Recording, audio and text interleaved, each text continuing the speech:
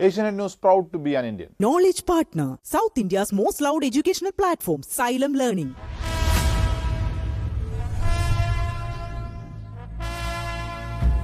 ഏഷ്യാനെറ്റ് ന്യൂസിന്റെ proud to be an Indian 11ാം സീസണിലെ കേരളത്തിൽ നിന്നുള്ള വിദ്യാർത്ഥികളെ തെരഞ്ഞെടുത്തു. എഴുത്തു പരീക്ഷയിലൂടെ അർഹരായ 10 കുട്ടികൾക്കാണ് യാത്രയ്ക്കുള്ള അർഹത. കേരളത്തിൽ 2 മേഖലകളിൽ നടത്തിയ എഴുത്തു പരീക്ഷയിലൂടെയാണ് 10 കുട്ടികളെ proud to be an Indian യാത്രയ്ക്കായി തെരഞ്ഞെടുത്തത്.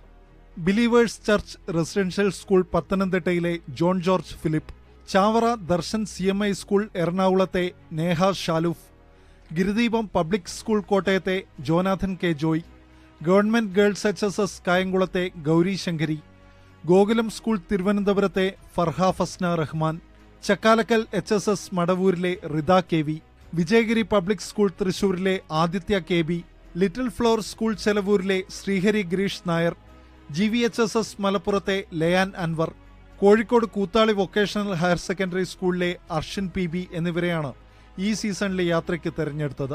ദില്ലിയിലെയും രാജ്യത്തെ മറ്റ് ചരിത്ര സ്മാരകങ്ങളിലൂടെയുമുള്ള മഹായാത്രയിലാണ് കുട്ടികൾ പങ്കാളികളാകുന്നത്. വിദ്യാർത്ഥികളുടെ യാത്രാ ചെലവ് പൂർണ്ണമായും വഹിക്കുന്നത് ഏഷ്യാനെറ്റ് ന്യൂസാണ്. Proud to be an Indian 11ാം സീസണിൽ ഏഷ്യാനെറ്റ് ന്യൂസിനൊപ്പം സൈലന്റ് ലേണിംഗും കൈകോർക്കും. ഏഷ്യാനെറ്റ് ന്യൂസ്, തിരുവനന്തപുരം.